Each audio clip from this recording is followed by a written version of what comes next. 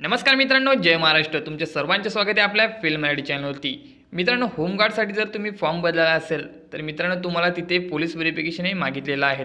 मित्रांनो, तुम्ही फॉर्म भरण्यासाठी कुठल्याही प्रकारचे तुम्हाला डॉक्युमेंट लागत नाही, पण नंतर तुमचं जे ग्राउंड असतं तेव्हा तुमची जी कागदपत्र पडताळणी आहे ती होत असते आणि त्यासाठी मित्रांनो तुम्हाला जे चारित्र्य पडताळणी सर्टिफिकेट म्हणजेच पोलीस व्हेरिफिकेशन हे लागत असतं.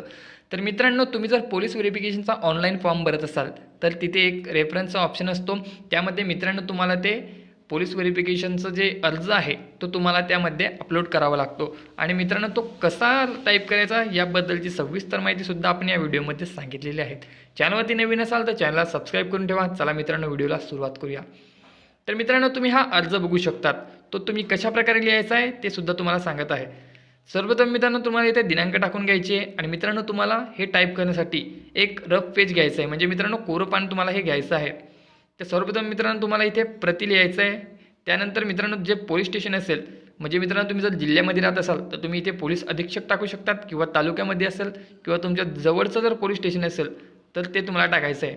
म्हणजे मित्रांनो पोलीस निरीक्षक टाकायचं आहे, त्यानंतर पोलीस स्टेशन आणि मित्रांनो तुम्हाला हे डॅशचं ऑप्शन दिसत आहे. तर जवळच्या पोलीस स्टेशनचं नाव तुम्हाला इथे टाकायचं आहे.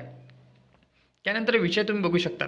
आपला जो विषय आहे तो पोलीस चारित्र्य पडताळणी प्रमाणपत्र मिळण्याबाबत हा आहे. तर विषयसुद्धा आपल्याला इथे लिहून घ्यायचा आहे आणि अर्जदारमध्ये तुम्हाला तुमचं संपूर्ण नाव टाकायचं आहे.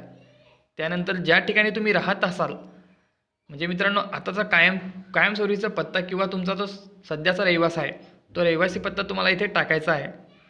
त्यानंतर खाली तुम्हाला आदरणीय महोदय हे नाव लिहायचं आहे आणि त्यानंतर हे सर्व टाईप करून घ्यायचं आहे.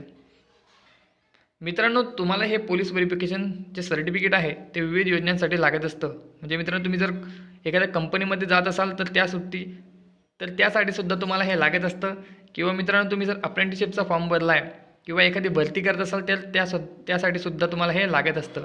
तुम्हाला ज्या कारणासाठी जे लागत असेल त्या कारणाचं तुम्हाला हे लिहायचं आहे आणि ते तुम्ही टाकू शकतात. तर आपल्याला होमगार्डसाठी पाहिजे म्हणून आपण हे करत आहोत. तर मित्रांनो, काहींचा असा प्रश्न असेल की आपण जे पोलीस व्हेरिफिकेशन काढत आहोत ते दुसऱ्या भरतींसाठी चालणार आहे का. तर मित्रांनो, यासाठी तुम्हाला काही त्याच्यामध्ये अपडेट करावं लागतं, किंवा काही जी माहिती आहे मित्रांनो ती डबल फिल करावी लागते. त्यापेक्षा मित्रांनो तुम्हाला हे नवीन काढलेलंच परवडतं. त्यामुळे तुम्हाला हा अर्ज लिहायचा आहे आणि तो तिथे अपलोड करायचा आहे. त्यानंतर मित्रांनो 1-2 दिवसानंतर तुम्हाला जी प्रिंट असते ते प्रिंट घेऊन तुम्हाला जवळचं पोलीस स्टेशन आहे त्यामध्ये जावं लागतं आणि जे डॉक्युमेंट आहे मित्रांनो तिथे तुम्हाला ते सादर करावे लागतात. त्यानंतर मित्रांनो तुमचं जे पोलीस व्हेरिफिकेशन सर्टिफिकेट आहे ते तुम्हाला डाउनलोड करून भेटतं.